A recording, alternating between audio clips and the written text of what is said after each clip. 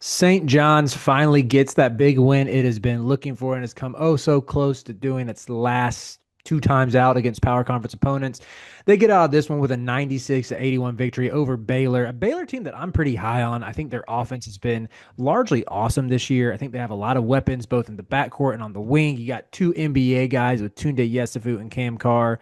And yet you outdueled him. You get a tremendous Bryce Hopkins game, who just seems like he's fully returned to form from what we saw.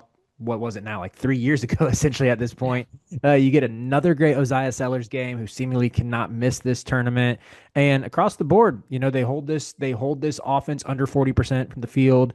They dominate the paint. Survived getting out rebounded. Like that is one thing Baylor is going to do. They get on the offensive glass, and yet it didn't really matter. St. John's led wire to wire in this one. Matt, what were some of your big picture takeaways for the Johnnies?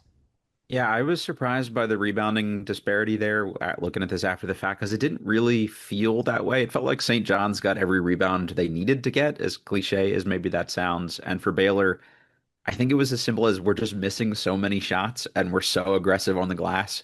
We were just bound to get enough offensive rebounds here to have a pretty stacked tally. But they just I don't know. They looked bad offensively today, so maybe this is just one of those games to some degree. But also, I think credit to St. John's, like they were really good on that end of the floor, Mhm. and just felt like they were the more physical team, and they could kind of get where they wanted and do what they wanted.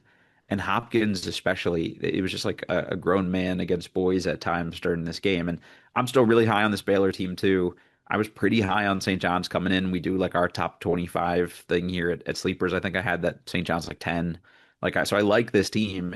I just thought maybe Baylor was better than they were getting credit for, and that's why I Mhm. would have maybe given Baylor like a upset opportunity here. But I don't know, man. St. John's looks really good, and I do not want to play them. And I don't know if I'm the rest of the Big East. I'm just like shit. We got to do this, like really, because they're gonna beat dudes up, and the 46 paint points is just nuts. Like they were like big boying them for a good portion of this game. I think beating them up is a very apt way to put it. And, you haven't seen it as much in the two losses just because, whether you're talking about Iowa State, where you had just really good shooting around Taman Lipsey with Milan Momcilovic, who could not miss, and Joshua Jefferson. I think he might have hit at least one in that game, too. Or that Mhm. Alabama game with the way they play. They really took Ejiofor out of the paint and opened up the lane a good Yeah. bit. Baylor wasn't able to do that as much. And, you see this with St. John's jumping out to the 17-4 lead. At that point, I was like, okay, this actually, I think I shorted them a point. I think it was 18-4.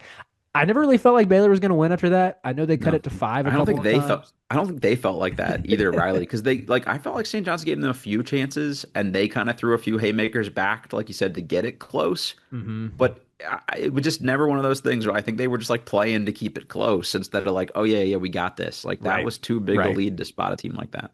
Yeah. And even like during that run, Baylor couldn't get anything in the paint. That was Yeah. when it was like, okay, Baylor is a smaller team. I Mhm. give Michael Ratai a ton of credit because that Yeah, dude he was good. battles and he's Yeah, he played super hard. skilled. Yeah. So did Powell. You talked about Powell in the preview, and I thought he at least was like not afraid to mix it up and got in there for some rebounds. So give him credit for that. Yeah. Dang, he had another 10 rebound game. Like Yeah. it's when you look at the numbers. I mean, we mentioned St. John's 46 points in the paint. Baylor had 36. They still got 21 second chance points. The Bears did, and Mhm. compared to St. John's who had 17, like you see across the board, it's like okay, the stats kind of check out and make this game seem like it would have been closer than a 15-point win.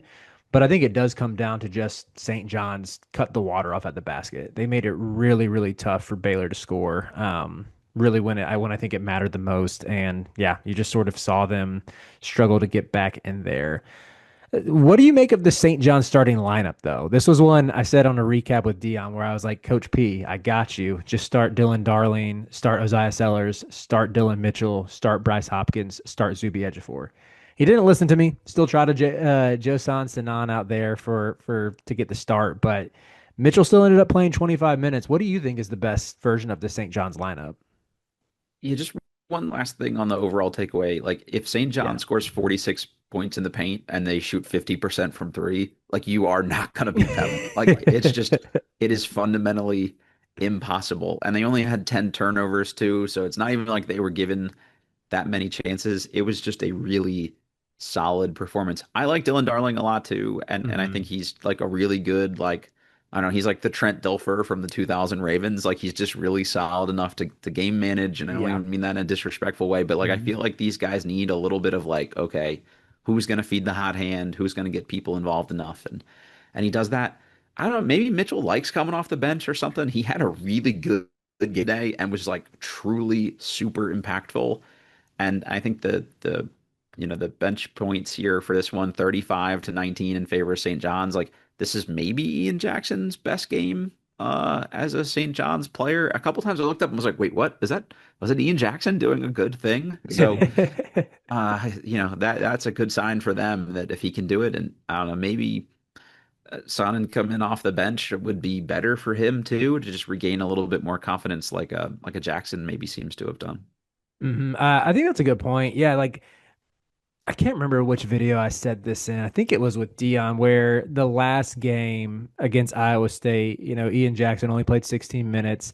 He Mhm. hit his trademark step back three. I saw him do this all the time at Carolina, where it kind of felt like it was his only move, where it's like a crossover between the legs to a step back, and it looks so pure when it goes in, but he can be a little one dimensional. I thought you got a more well-rounded game with this one. You Yeah. got a really nice driving layup toward the end of the first half, and just efficient hit two pointers. I mean, he at least hung in there enough defensively. I don't think you're ever gonna look at him and well, I shouldn't even say that. I've always thought he has the physical tools and even battles harder than he gets credit for I on thought he was defense. pretty good on that end today, to be Yeah. honest. Like a couple moments I was like I had to truly double check and make sure it was who I thought it was because Yeah. he was good. So what I will say, like watching him every game last season in a Tar Heel uniform, early on in the year, I thought he battled a lot harder than UNC fans would have liked to admit. Down the stretch of the Sure. season, his minutes got cut and he had Yeah. such a short leash. It was like if he took one bad shot, he would ride the pine for 6 minute stretches. It drove me Mm. crazy because I still see the talent with Ian Jackson, even amid frustrations. And you saw his defensive effort wane as his minutes went down.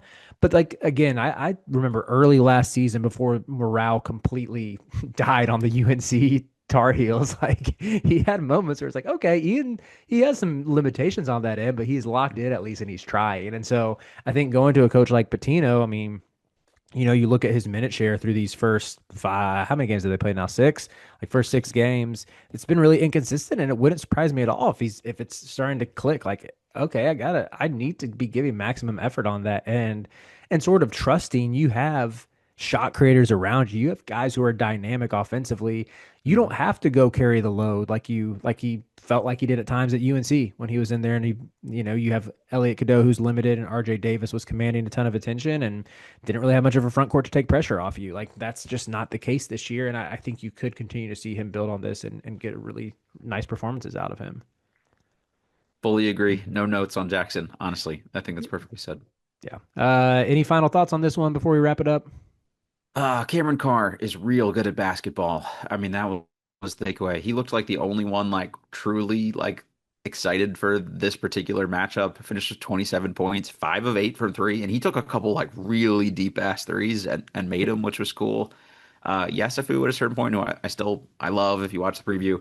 A couple times he was just throwing shit up at the rim, and honestly, like it wasn't a bad strategy the way they were offensive rebounding, but I don't know. I need him to get like 10% more under control. And then I think they're actually like a scary team in the Big 12 and could pull off some kind of big wins. Well said. Baylor's good. St. John's is just better.